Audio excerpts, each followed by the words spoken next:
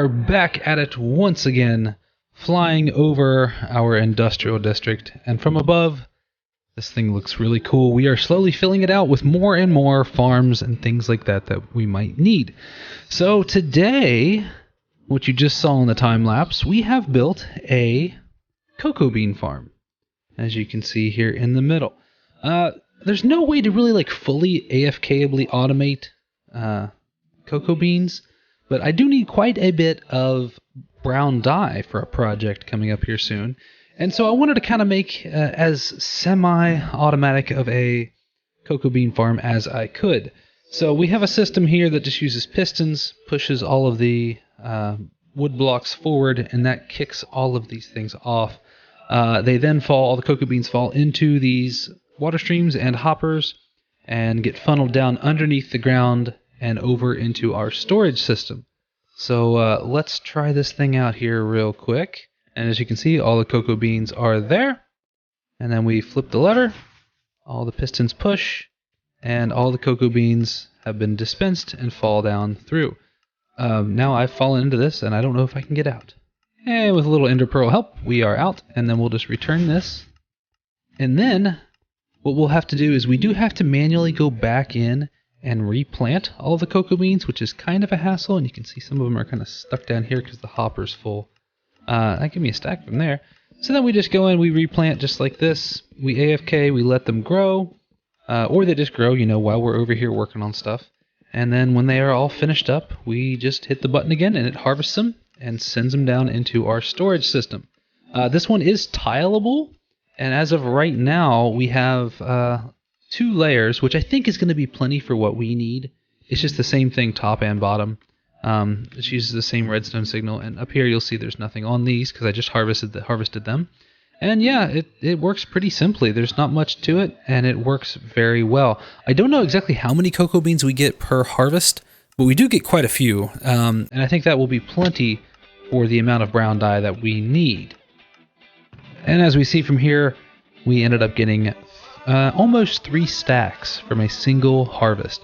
Now that's not including the ones I had to replant. I am going to have to take some of these back out of here and take them back over and replant them. I'll have to do a little bit more accurate math, but this is enough to get us a good amount of cocoa beans for right now. At least if we get 2 stacks per harvest, that's still pretty good, because the rest of the time it's just kind of waiting around on that. So I know I've mentioned the brewer before, and here we are at the site where I have finally gotten the area cleared out for it. So down in here is going to be where this brewer is going to take place. This is going to be a massive build, and I apologize to CWG, but I already kind of got started on it a little bit. I'm going to be talking with him. We are going to build this thing together, but I wanted to kind of make sure that I had the area kind of cleared out and ready for when we do decide to start building it. So I went ahead and built the area for the control panel. This is going to be where the control panel is going to be. This is where you will select all of your ingredients, your modifiers, and then somewhere over here is where your potions are going to be delivered to you. Now, as I said before, this is a completely automatic brewing system. I am going to encase the front side of this. I'm not sure if I'm going to terraform it yet, but I know I am going to at least encase the front side of it in a build. Now this build, I am not 100% sure what it's going to look like yet, but I want this to look kind of like a factory. I want there to be smokestacks and maybe like tanks sitting out here or something like that, because I want this to look like, you're walking up to a brewing machine or a brewing factory. So that's what the goal is here. This is going to be looking all like one big brewing factory, and you'll walk in the front door, and then you'll be able to brew your potions right here on this panel. And again, all the brewing is going to take place down here in this massive hole that I finally dug out. And you'll be able to, we'll be able to have our potions. I think we're going to sell these. I'm not sure what we're going to sell them for, but we're probably going to sell them like shulker box at a time. And that way everybody on the server has access to potions. I am probably going to limit who can operate the machine, because if you do select an incorrect combination of ingredients, like say you click a pufferfish and you click a golden carrot, that's not going to make anything. I don't think that combo will, but you know the example. If I select the wrong ones, I don't want it to make something. So I think I'm going to limit the usage of the machine itself to just like CWG and I. That way we don't have to keep going down and clearing out the brewing stands and having all these failed potions and stuff like that. So this is slowly coming to life. So the last thing that we need to build in order to have all the ingredients that we need to build a scoot farm. So let's hop into a quick time lapse and build us both a seagrass farm and a scoot farm.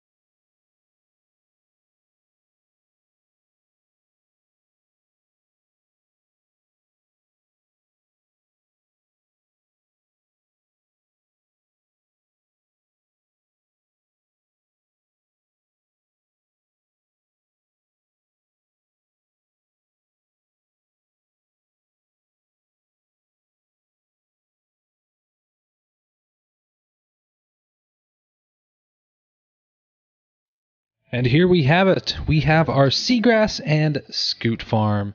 So obviously I have to wait for the turtle eggs to hatch. I obtained these turtle eggs from a various source, one of which was somebody else's turtle farm. But I did it naturally. I went ahead and gave them seagrass and bred them up, so I was able to get all these eggs.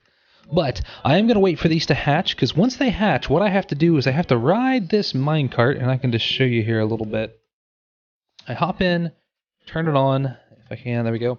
And then I just glide back and forth, and then the turtles are going to be attracted to my seagrass that I have in my hand, and I just basically hold right-click, and it will sit here and feed all of the turtles the seagrass, and that will cause them to breed, and then that makes the little babies.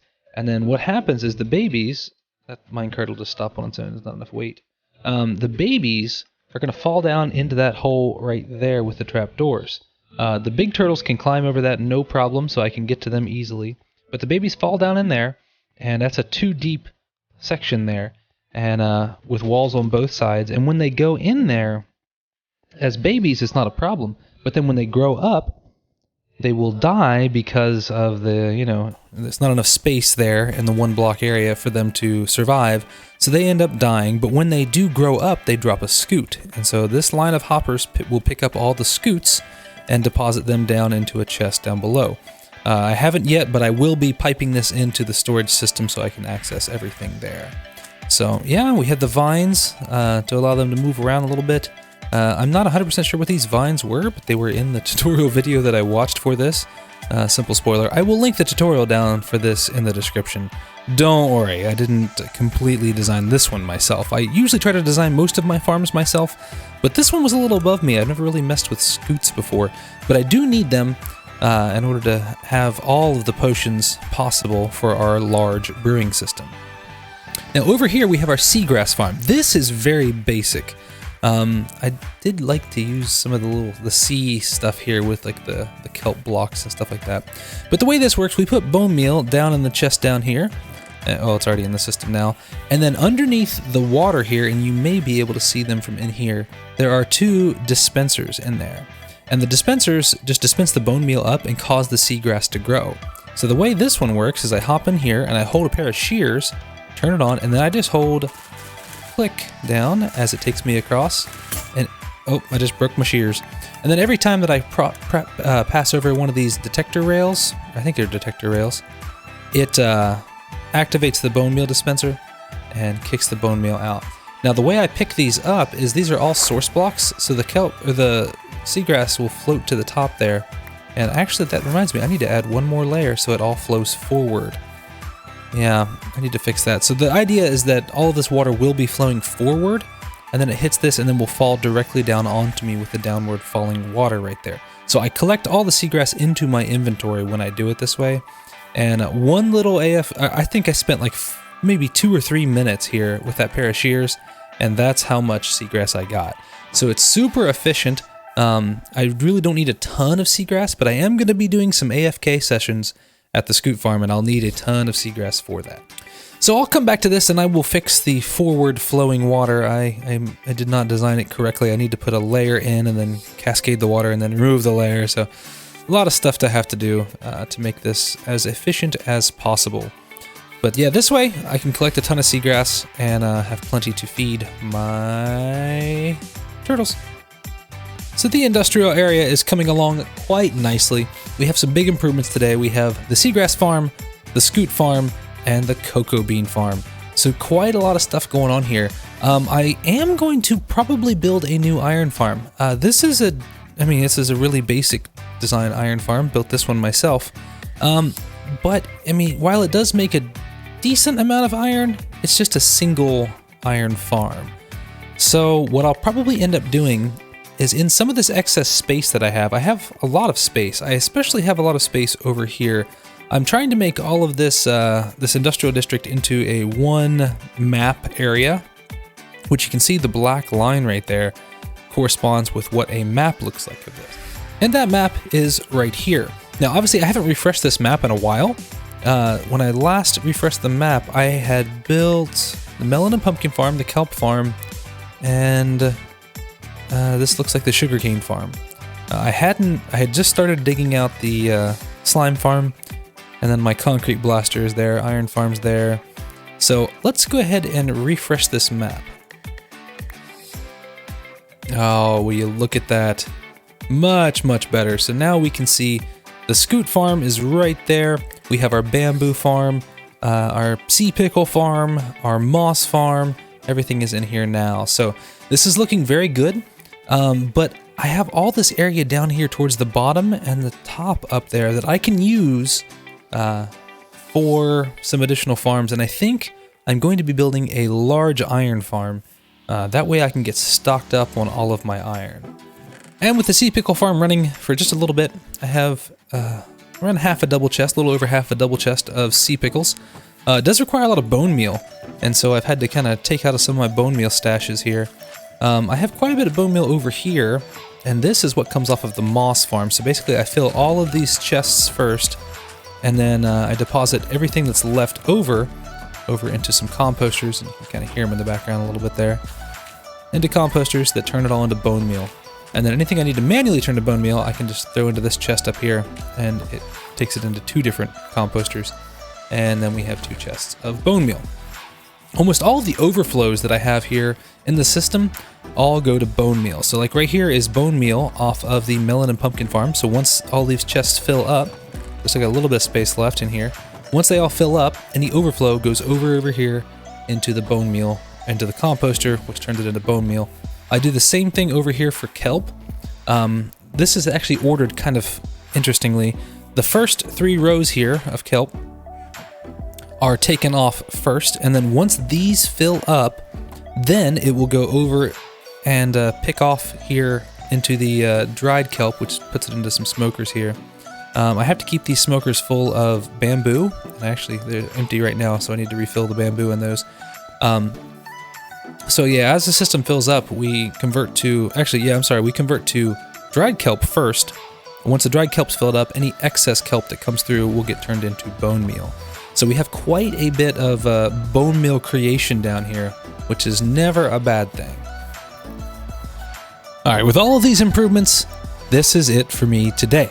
I appreciate you guys tagging along and watching. As always, please check out the rest of the members of the OlympusCraft and Basically Minecraft servers. Their links are in the description. Until next time, I will see you guys later.